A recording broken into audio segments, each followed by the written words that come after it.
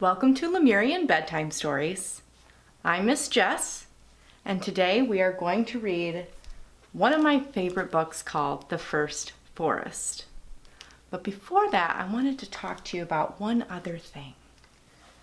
Do you ever climb in bed at night and feel like everything on your inside, all your feelings and emotions from the day are out of control? And you don't feel like you can be calm. Maybe it's a time where you get in trouble by your parents. And the best thing that you can do is try and bring all those feelings calm and to the center again. But look, sometimes you need a little help from the outside to become calm on the inside. And that's what a story can do.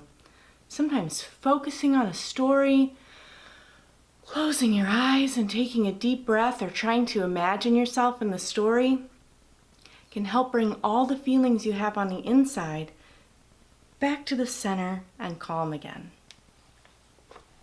The other thing I like to do to be calm before bed is I like to take one of my crystals and I like to just gaze into it. And the thought of the earth creating such a beautiful thing gives me such a sense of calm inside. So I have this little quartz crystal here that I like to bring with me. And I have a little polished stone. This is called lepidolite. These are nice because they're so soft and smooth and you can just hold them and you could even keep them in the bed with you.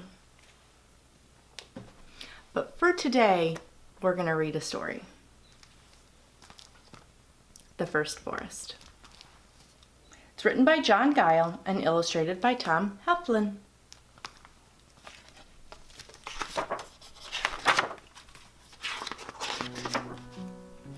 If you wonder in the winter when you walk in the snow, why some trees stand naked while cold north winds blow.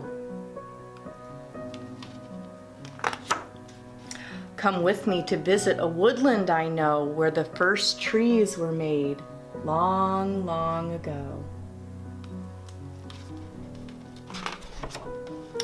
To get there, just place your hands over your eyes and imagine a tree, any shape, any size, a muscular monster in leafy disguise, or a short, chubby shrub with a prickly surprise. Then imagine another and do it again, and keep imagining trees just as fast as you can. Before long you'll arrive, if you follow my plan, in the first forest where all tree making began. The tree maker made the first trees with great care, with their roots in the ground and their limbs in the air. He gave them strong trunks and green clothes to wear, and made certain that all they needed was there. So that's almost like your parents do for you. Make sure that all that you need is there. He let each tree choose what it would become, a spruce or a maple, a pine or a plum. There were hundreds of choices they could pick from, and each choice was to be pleasing to some. The tree maker saw that his forest was good, and was pleased as his trees shared their new brotherhood. He helped each tree learn how to grow as it should, changing water and sunlight and soil into wood.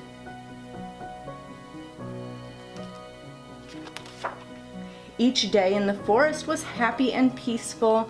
Each day, each tree grew more stately and graceful.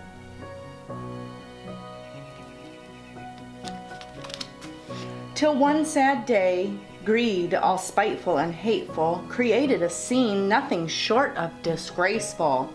If the sun makes me grow, some heard one tree say, I'll be biggest and best if I catch every ray. So he stretched out his limbs and shoved others away, and the peace of the forest was ended that day. Uh-oh. Soon other trees followed that tree's lead like sheep. They pushed and they shoved, making wounds that went deep. Broken limbs and dead leaves were knocked off in a heap. It was so sad that it made the willow trees weep.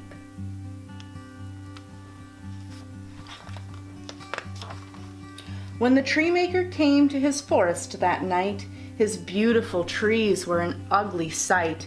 They were twisted and bare and shaking with fright, except for a few that stayed out of the fight.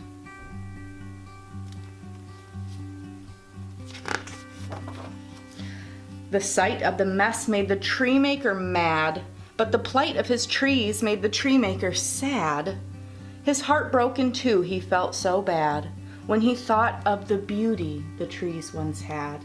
Slowly he started to clean up the mess that had changed his woods into a wilderness. He chased away greed and selfishness and bound up each wound with tenderness. Then the tree maker did what was hardest of all. He punished the trees that took part in the brawl. He ruled that the selfish ones, big and small, would lose every leaf off their limbs in the fall. He rewarded the trees that stayed calm and serene, while others were being selfish and mean, with a promise that they would remain evergreen through summer and winter and seasons between.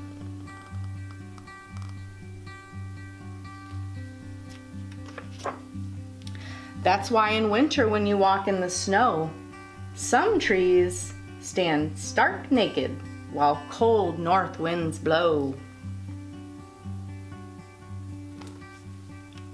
We have lots of naked trees up here by us in the winter.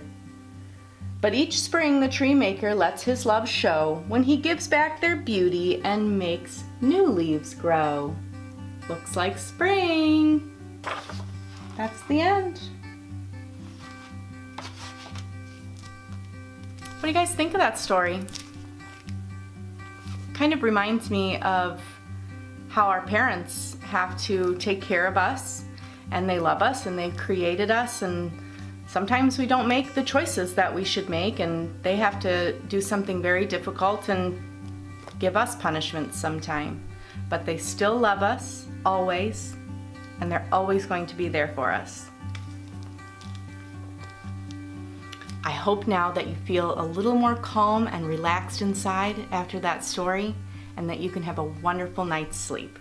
Thank you for joining me for Lemurian Bedtime Stories. I'll see you next time.